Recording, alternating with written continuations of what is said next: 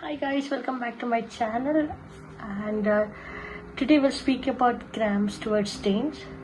So आज से ठीक 25 साल पहले 23rd Jan 1999 को there was an Australian missionary called Graham Stuart Staines जिसके 2 बच्चों के साथ जिंदा जला दिया गया था।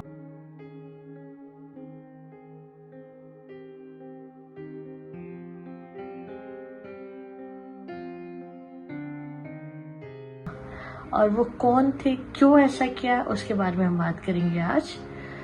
सो ग्राहम स्टुअर्ट स्टेन एग्जैक्टली कौन थे?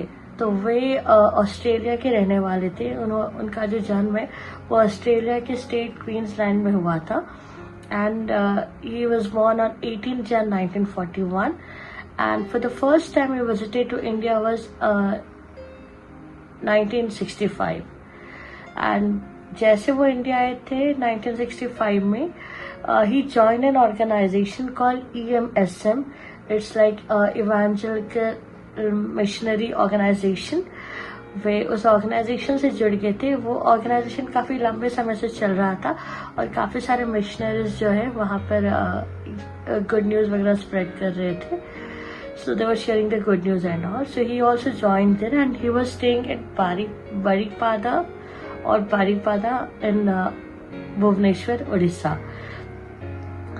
सो जैसे 1965 में आए थे he joined to the missionary and he was taking care of he joined to the missionaries organization and mainly he was taking care of the leprosy patient at that time and leprosy patient like जिनके जो patient के खुद के family वाले जिन्हें अपने आसपास नहीं आने देते थे, जिन्हें छूने नहीं देते थे और जिन्हें जंगलों में छोड़ देते थे भटकने के लिए, तो वे उन लोग का ध्यान रखते थे, उन लोग का जो है ट्रीटमेंट करते थे लेप्रेसी पेशेंट्स के एंड ना कि जिस ट्रीटमेंट इनफैक्ट जो पुअर एंड नीडी पीपल रहते थे उन लोगों की लाइवलीहुड के लिए भी he used to help them.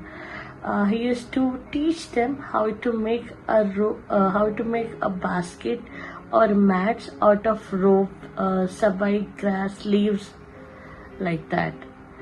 काफी हेल्प करते थे उन लोगों की. So 1983 में उनकी शादी हुई थी ग्लैडी से. ग्लैडी स्टेन भी ऑस्ट्रेलिया की रहने वाली थी.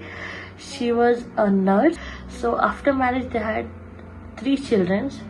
The first one, a daughter Esther, second one was Philip, and the third one was Timothy.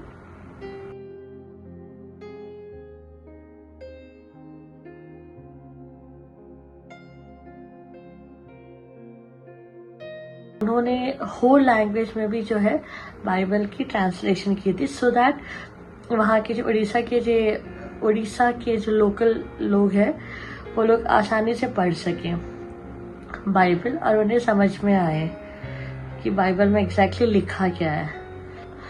So because उन्होंने बाइबल की जो है ट्रांसलेशन वगैरह की थी और वो जो है काफ़ी लोगों का जो ट्रीटमेंट करते थे, तो वहाँ के जो बजरंग दल वाले थे उनमें से एक का नाम है दारा सिंह. उन्होंने ये एग्जैक्टली 22 Jan 1999 को स्टेम को एक जंगल कैंप अटेंड करना था मनोहरपुर में और वे अपने दोनों बेटे फिलिप और तिमोथी को लेके जंगल कैंप अटेंड करने गए थे, जहाँ पे उनकी बड़ी बेटी Esther and his wife Baripada में ही थे. They did not attended, only Staines and उनके 2 bete, they left for the jungle camp. So exactly what was the jungle camp is like, it was an annual gathering for their beliefs and social setting. और जो camp था that was around the border between the tribal villages of Mayurbhanj and Kinjal. So exactly वहाँ पर वो camp लगा हुआ था. So while returning from the jungle camp, because of the weather conditions काफी ठंडी थी, while they were sleeping in the vehicle, approx 50 members came with Dara Singh with the axes in their hands and they attacked the vehicle and they set the station wagon alight, trapping them inside and burned them to death. वो लोग वहाँ खड़े देख रहे थे, उन लोग को जलने के लिए छोड़ दिया जीप में।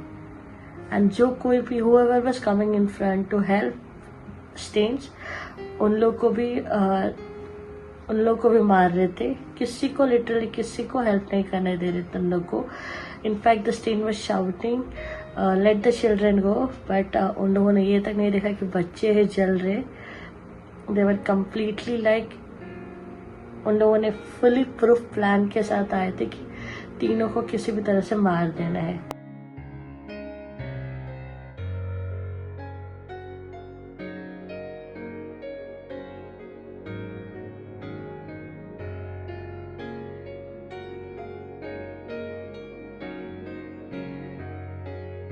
वो लोग क्यों मारना चाहते थे? क्योंकि उन्हें स्ट्रांगली लगता था कि स्टेन जो है वो कुछ लोगों को कन्वर्ट करते थे, जिसका कोई प्रूफ नहीं है, कोई एविडेंस नहीं मिला है। दो रिसर्च इन्वेस्टिगेशन सब हुआ है, जो भी कन्वर्ट हुए थे वो अपनी मर्जी से हुए, किसी को फोर्सबली उन्होंने किसी को कन्वर्ट नहीं किया था।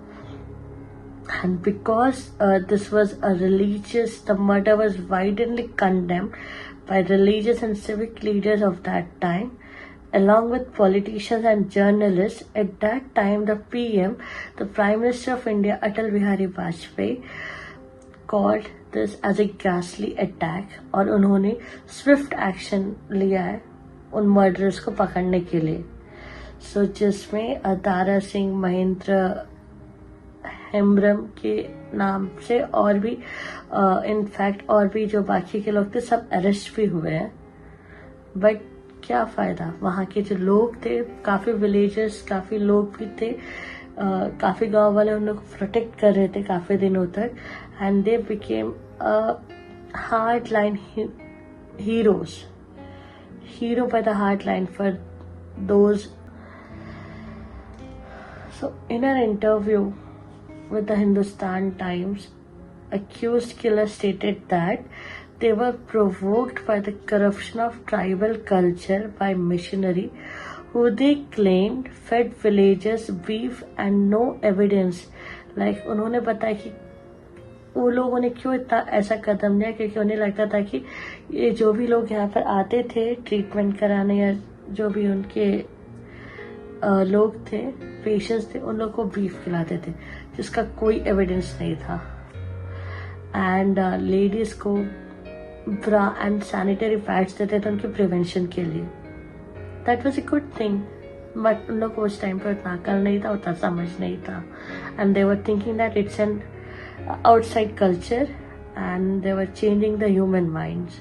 After this incident also, the Gladys State wife, she continued to live in India, to work for India and caring for those who were poor and affected by leprosy till 2004, until she returned back to her country, Australia, in 2004. And in 2005, she was awarded as a fourth highest honor as a civilian can receive, which was Padma Shri Award.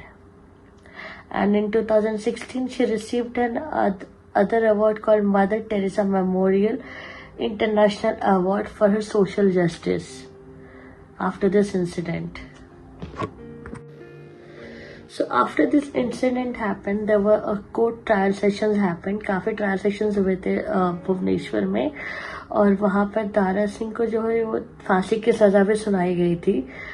But in 2005 में फिर से वो session दोबारा start हुए and 2011 तक वो court session चला, जिसमें थ्रू सम पॉलिटिकल लीडर्स उन्होंने ये साबित कर दिया कि उनका इंटेंशन लोगों को मारना नहीं था, ग्राहम स्टेन या उनके बच्चों को सिर्फ सबक सिखाना था।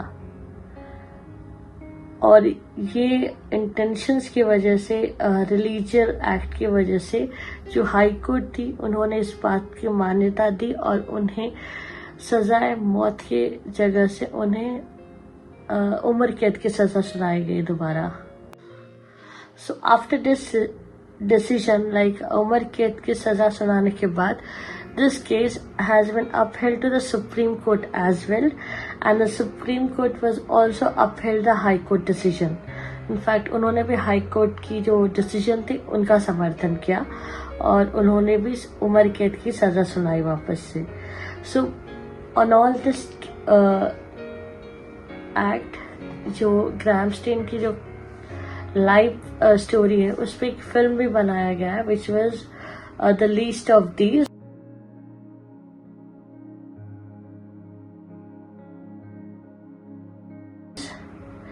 जिसके लीड रोल में शर्मन जोशी है. और इसमें काफ़ी हद तक रिसर्च वगैरह भी किया गया है एंड काफ़ी हद तक स्टोरी भी दिखाई गई ग्रैहम स्टेन की, जो कार्य थे, जो काम करते थे और किस तरह से वो रहते थे, कैसे हेल्प करते थे लोगों की. उस पर काफ़ी अच्छी मूवी बनाई गई. तो I hope you will watch that movie. Do watch it and be careful with all this religious activist who doesn't have sense to understand what is right and what is wrong. Be careful from them. Praise the Lord.